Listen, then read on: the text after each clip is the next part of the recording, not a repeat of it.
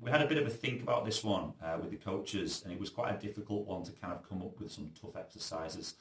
But in terms of hinge, there's a few things that you can really work on, which is perfecting kind of like your movement, make sure that you're bracing with your core correctly, which we'll talk about in a second, and making sure, again, when we're doing single leg deadlifts, that we can really focus on some good quality. You can work on any hip imbalances there as well. Like I say, we often see people doing things like bird dogs, where one hip goes higher than the other, and it's generally the fact that we're not stabilizing with those glutes and that core correctly.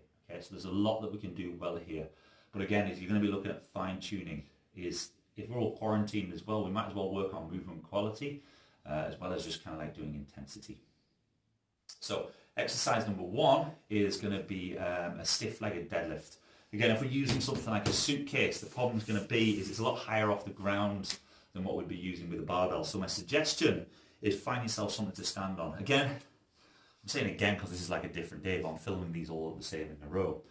What we're using here is going to be a stack of plates. Again, step, like something like if you're outdoors especially, using a concrete step, something that's nice and stable. Just be aware of your surroundings, guys. Again, don't kind of like go start standing on a chair, taking a weight filled with lead, and then kind of like dropping off it, and well, then there's an insurance suit that you dropped a ton of concrete through the floor. So kind of like find something nice and stable to be able to do these from. Stiff-legged deadlift is going to be a bit different from a Romanian deadlift. In a Romanian deadlift, we're trying to keep that barbell nice and close to us. It's more like a good morning. We didn't want you putting weights on your back if you don't have a barbell. You don't want it slipping off. We don't want you not being able to put it back down on the ground. We did think about things like Zercher holds. I think I'm a bit too high here. Let's move this a bit over here. We did think about things like Zercher holds, but RDLs and stiff-legged deadlifts are probably your best option. Again, because it's going to be quite hard to keep a suitcase close to your body. We thought with a stiff-legged deadlift that's going to be a lot better. So I'm going to take a two-handed grip on here, shoulder blades together. Remember I talked about kind of like making sure that you're using your core correctly.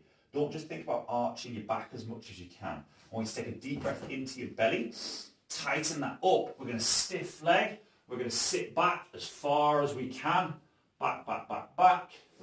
Then back up again. Again, sit back into it. Try and get your bum as far back as you can. And stand tall again. Again, we're going to find it very difficult to go to failure with these guys. So we want to try and avoid that. We're just looking for tension through the back of the legs. Try and avoid letting your shoulders round forward. So try and keep those pinned back all the way through. And try and avoid feeling it in your lower back. You want to feel as much tension through the hamstrings as physically can. Nice. Okay, so exercise 2 and 3 is going to be a superset. You notice I've got a rucksack in front of me.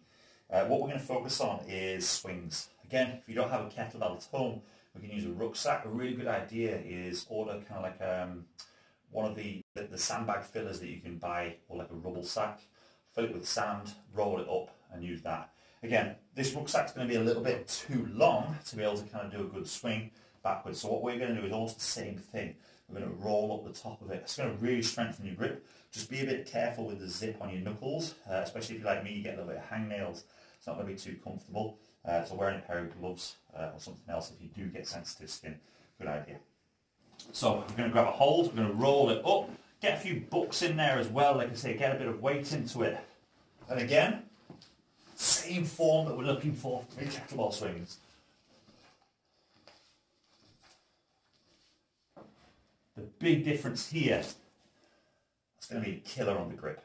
Yeah, so really, really trying to strengthen that grip. So when you get back to the gym, if you are doing this, let's hope you've got a nice strong grip. You can lift your deadlifts even heavier off the ground.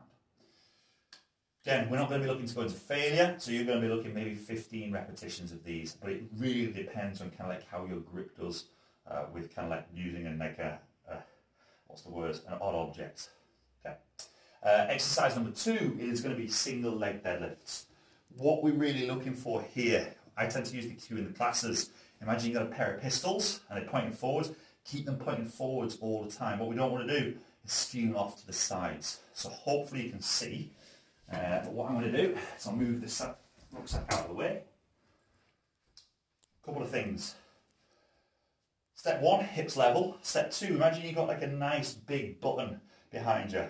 Yeah, and you're going to try and touch that button with your back leg. We're reaching away from our body, yeah, rather than just trying to think about leaning forwards. Your goal is to get to 90 degrees. Now you'll notice as well, there's an extra 20-degree bend in this knee. That should be fairly natural. You're thinking about pulling your back leg away from you, away, away, away, and then back up again.